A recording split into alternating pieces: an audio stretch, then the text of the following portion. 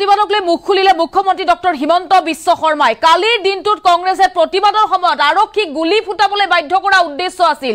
কংগ্ৰেছৰ দুই নেতাৰ অঘোষিত প্ৰতিযোগিতাৰ বাবে সৰ্বসাধাৰণৰ জীৱন যাতে বিপদাপন্ন নহয় সকিয়নি প্ৰদান কৰিছে মুখ্যমন্ত্ৰী ডক্টৰ হিমন্ত বিশ্ব শৰ্মাই। আৰু কংগ্ৰেছৰ প্ৰতিবাদক লৈ ইটোৰ পাছত আনটোকৈ বিস্ফোৰক মন্তব্য মুখ্যমন্ত্ৰীৰ। এই মুহূৰ্তৰ এটা ডাঙৰ খবৰ লৈ আহিছো। কংগ্ৰেছৰ প্ৰতিবাদক লৈ মুখ খুলিলে মুখ্যমন্ত্ৰী ডক্টৰ হিমন্ত বিশ্ব শৰ্মাই। আৰক্ষীৰ বেৰিকেড ভঙা কোনো লোক হাৰি নাযাব বুলি হকিয়াই দিছে মুখ্যমন্ত্ৰীগৰাকীয়ে।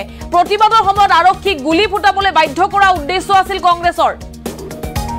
কোনো অনুমতি নোলোৱাকৈ প্ৰতিবাদ কৰিছিল কংগ্ৰেছে।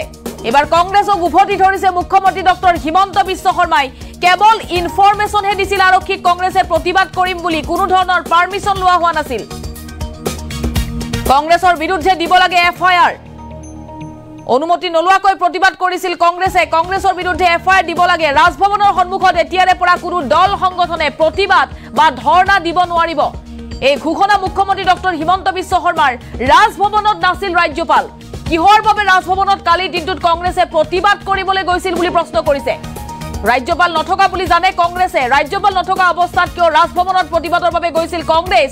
খানাপাৰাত ৰাহুল গান্ধীৰ প্ৰতিবাদৰ সময়তো একেই পৰিস্থিতিৰ সৃষ্টি হৈছিল।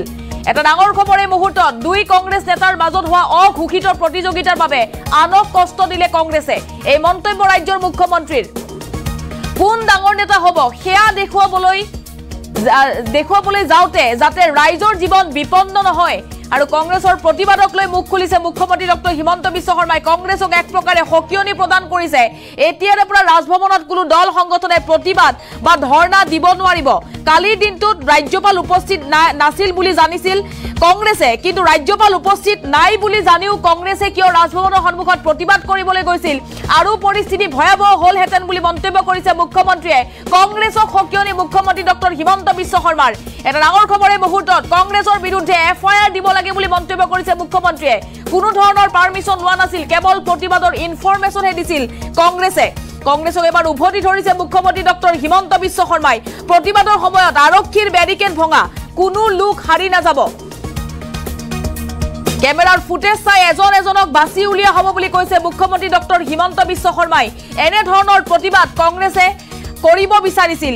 আৰক্ষীয়ে যাতে লাঠি চালনা কৰে, যাতে কন্দুৱা গেছ নিক্ষেপ কৰে, পৰিস্থিতি যাতে ভয়াৱহ হয় বা গুলী ফুটাবলৈ যাতে আৰক্ষী বাধ্য হয়, তেনে পৰিস্থিতি কৰিবলৈ বিচাৰিছিল কংগ্ৰেছে। আৰু যাৰ বাবে আৰক্ষীৰ বেৰিকেডৰ ওপৰত উঠি কৰিছিল প্ৰতিবাদ। আৰক্ষীৰ বেৰিকেড ভাঙি প্ৰতিবাদৰ চেষ্টা চলাইছিল। গুলী চালনা হলহেঁতেন বুলি মন্তব্য কৰিছে মুখ্যমন্ত্ৰী ডক্টৰ হিমন্ত বিশ্ব শৰ্মাই। এই মুহূৰ্তত মুখ্যমন্ত্ৰীগৰাকীৰ মন্তব্য আহি পৰিছে। মন্তব্য শুনক।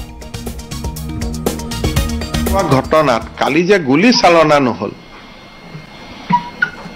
আৰু সাংবাদিকসকলো সন্মুখত আছিলে, তাত কংগ্ৰেছ দলৰ লগত জড়িত নোহোৱা ব্যক্তিও আছিলে, যিসকলে প্ৰচেছনৰ নেতৃত্ব লৈছিল। তেওঁলোকেতো চাব লাগিছিল যে পুলিচে যদি গুলী চালনা কৰে, টিয়াৰ গেছ চলায়, তেওঁলোকৰ পৰিৱৰ্তেও কাষত থকা মানুহৰো ক্ষতি হ'ব। আৰু তেওঁলোকে ৰাজভৱনত বিচাৰিছিলে কি? ৰাজ্যপালটো নাছিলেই।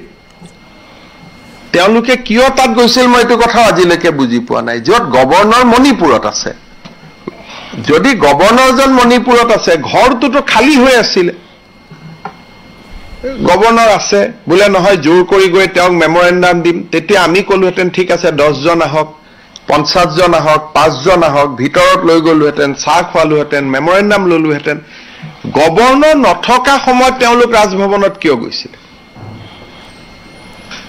এইটো প্ৰশ্নৰ মই উত্তৰটো বিচাৰি পোৱা নাই। যদি গভৰ্ণৰ নায়েই, তে ৰাজভৱনত আপুনি কিয় গৈছে? আৰু আপুনি গৈ পেলাই এনেকুৱা ব্যৱহাৰ কৰিলে যে তাৰ কাৰণে পুলিচে যদি কালি, আপোনালোকেতো টিয়াৰ গেছৰ কথা কৈছে, যদি পুলিচে কিবা কাৰণত ফায়াৰিং কৰিবলগীয়া হ'লেতো, ইমান সৰু ৰাস্তা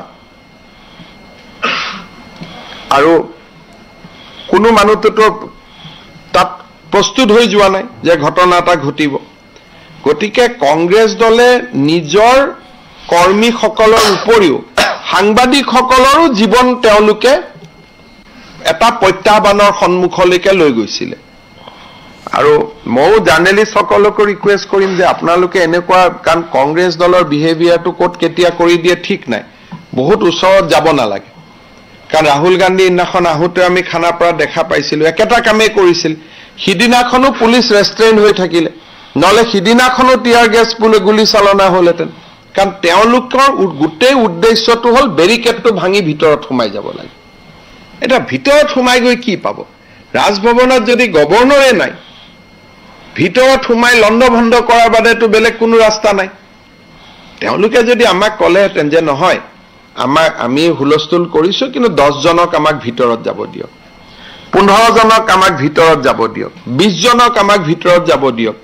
যদি ভিতৰত ৰাজ্যপাল থাকিলেহেঁতেন আমি তেওঁলোকক মাতি লৈ গলোহেঁতেন যে আহক, লগ কৰক। এটা য'ত ৰাজ্যপালে নাই তাত তেওঁলোকে কিয় হুলস্থুল কৰি আছিলে? এই প্ৰশ্নটোৰ উত্তৰ মই আজিলৈকে বিচাৰি পোৱা নাই। যে গভৰ্ণৰ নাই, তেওঁলোকেওতো জানে গভৰ্ণৰ মণিপুৰত আছে, গতিকে তেওঁলোকে তাতে কিয় গৈছিলে, ৰাজ্যপাল নোহোৱা ৰাজভৱনটোত কিয় গৈছিলে, এইটো এটা মই ভাবো যে কাৰণটো বিচাৰি উলিয়াব লাগে। আৰু তেওঁলোকৰ মই যিমান দূৰ বুজো, তেওঁলোকে তাতে হুলস্থুল কৰি পুলিচক উত্তেজিত কৰি ফায়াৰিং আদি কৰোৱাব খুজিছিলে। আৰু বিষয়টো টিয়াৰ গেছতে সমাপ্ত হ'ল। কিন্তু তেওঁলোকে, আৰু মই পুলিচকো সুধিছো পাৰ্মিশ্যন লৈছে নেকি, নহয় ইনফৰমেশ্যন দিছে যে আমি যাম, ইণ্টিমেশ্যন, পাৰ্মিশ্যন বিচৰা নাই। গতিকে মই পুলিচক কৈছো, গোটেই ঘটনাটো যিহেতু অকল কংগ্ৰেছৰ সদস্যই আহত হোৱা নাই, সাংবাদিকসকলো আহত হৈছে, সেইকাৰণে বিষয়টো তদন্ত কৰিব লাগে, এফআইআৰ কৰিব লাগে। মই উদ্দেশ্যটোত এতিয়া কাৰো লগত মই কথা পতা নাই। মই আজি ইমান দিনে বিৰোধী কৰিছো, আন্দোলন কৰিছো, কেতিয়াও গভৰ্ণৰ নাথাকা জেগাত ৰাজভৱনত কিয় যাম? থাকা জেগাতহে যাম। গৈ পেলাই তাতে কি হয়, আমি যেতিয়া আন্দোলন কৰো তাতে পুলিচে আমাক বাধা দিব, আমি কম আমি যাম, তেতিয়া এটা আলোচনা হয় যে ঠিক আছে গোটেই যাব নালাগে, 10 জন ভিতৰত আহক বা 5 জন ভিতৰত আহক। তেতিয়া পুলিচে 10 জন বা 5 জনক ভিতৰত লৈ যায়, তেওঁলোকে গভৰ্ণৰক মেমৰেণ্ডাম দিয়ে, মেমৰেণ্ডাম দি উভতি আহে। কালিতো তেনেকুৱাও দাবী কৰা নাই যে আমাৰ 10 জনক যাব দিয়ক, 20 জনক যাব দিয়ক, 50 জনক যাব দিয়ক, কোনোতো দাবীও কৰা নাই তেওঁলোকে।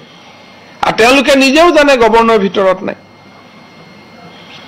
গতিকে এই গোটেই ঘটনাটো মই আজি কেইদিনমানৰ পৰা দেখি আছো যে এটাটো তেওঁলোকৰ 2 জন নেতা, কোনজন বেছি শক্তিশালী সেই এটা প্ৰতিযোগিতা হৈ আছে। আৰু সেই প্ৰতিযোগিতাটোৰ ফলত ক্ষতি আমাৰ হৈ আছে, ৰাইজৰ। যোন ডাঙৰ ডাঙৰ আমাৰ কোনো আপত্তি নাই, কিন্তু 2 জন নেতাৰ মাজত অঘোষিত ৰাজনৈতিক প্ৰতিযোগিতাৰ কাৰণে আমাৰ বেলেগৰ যাতে জীৱন বিপন্ন নহয়। সিদিনাখনো আপোনালোকে চাব যে ৰাহুল গান্ধীৰ আগত কোন ডাঙৰ নেতা হ'ব পাৰে, তাৰ কাৰণে তেওঁলোকে খানাপাৰাত হুলস্থুল লগাই দিলে। আজিও যে মই ডাঙৰ নেতা হ'ম বুলি 2 জনৰ মাজত অঘোষিত ৰাজনৈতিক প্ৰতিযোগিতাৰ কাৰণেও সাধাৰণ মানুহ যাতে বিপন্ন নহয়,